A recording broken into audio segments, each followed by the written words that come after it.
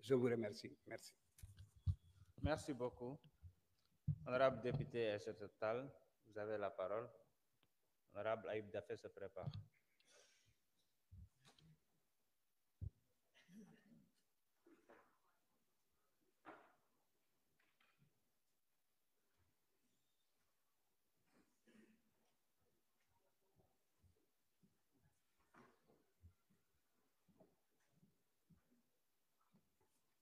Je vous remercie, Monsieur le Président. Monsieur le Président, Madame, Messieurs les ministres, très chers collègues. Madame le ministre, 3 choses que je voulais dire à propos de cette convention. La première, c'est que nous voterons l'autorisation de la ratifier. Nous le ferons parce que nous en connaissons l'importance, le sens et la portée. Moi qui vous parle, j'étais avocat et j'étais plaidé au Maroc. Et en plaidant au Maroc, j'ai été visiter la prison marocaine de Okacha à Casablanca. Je sais, c'est une prison moderne, modèle, mais quand on est à l'étranger et qu'on est en prison, on est doublement en souffrance. Donc, la convention, nous la voterons.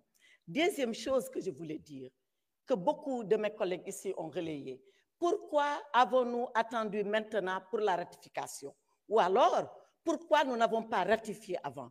Il faut distinguer entre les relations internationales fondées sur le droit et les conventions internationales et la diplomatie. Parfois, c'est les relations internationales qui nous amènent à signer les conventions. Et c'est la diplomatie qui nous indique d'aller ratifier ou de ne pas ratifier. Est-ce que c'était notre intérêt à l'époque de ratifier cette convention? Est-ce qu'ici, on s'est posé cette question? Moi, j'ai visité les prisons marocaines. Je sais combien de Sénégalais il y avait à l'époque. Pas autant qu'il y a maintenant. Est-ce que c'est le Maroc qui avait beaucoup plus intérêt que nous? Mais c'est ça, ces questions-là fondamentales que la diplomatie règle, qui ne sont pas dans les textes. Maintenant, la troisième chose, et je termine. Tout le monde a parlé du président Macky Sall concernant cette affaire. Mais pourquoi le président Macky Sall, subitement, se retrouve au centre de cette discussion? Parce qu'il y a ici, au Sénégal, de soi-disant juristes qui sont d'ailleurs comme le médecin Diafaris dans Le Malade imaginaire, qui ne connaissent rien au droit, qui sont au droit, ce que ce médecin est à la médecine, qui ont dit oui, la loi concerne le président Macky Sall. Et tout le monde s'est mis à parler, à épiloguer, et il a fallu que Madame la présidente de la commission, que je salue au passage, Madame Fatou Diop Cissé, qu'elle sorte un communiqué pour dire le président Macky Sall n'est en rien concerné. Et qu'est-ce qu'on a fait après? On a fait courir la rumeur. Oui, c'est pas le président Macky Sall, mais le roi du Maroc lui a demandé de partir. On est parti de rumeur en rumeur, on a enflé cela, on a été chercher un petit site miteux et pouilleux pour dire que c'est eux qui ont dit ça. Et quand la rumeur a fini de s'enfler au Sénégal, qu'est-ce qu'ils ont fait, les Marocains? Les Marocains, ils ont peint le président Macky Sall sur leur mur et lui ont dit « Ahlan wa sahlan ». Ahlan wa sahlan Saïd Raïs. Voilà ce qu'ont répondu les Marocains. Alors arrêtez ce débat, arrêtez les rumeurs.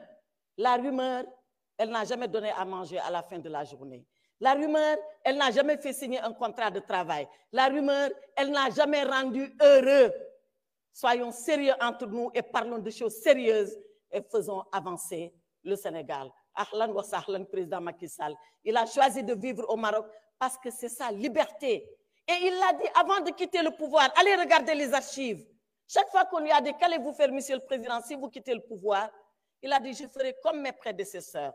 Je quitterai le pays pour ne pas déranger le nouveau pouvoir. Mais je n'irai pas en Europe. Je resterai dans un pays africain. » Et il est resté dans un pays africain qui lui a dit « Ahlan wa sahlan » et qui va continuer à lui dire « Ahlan wa sahlan ».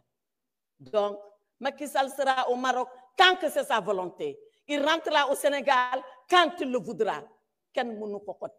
Arrêtez les rumeurs. Je vous remercie, monsieur le président.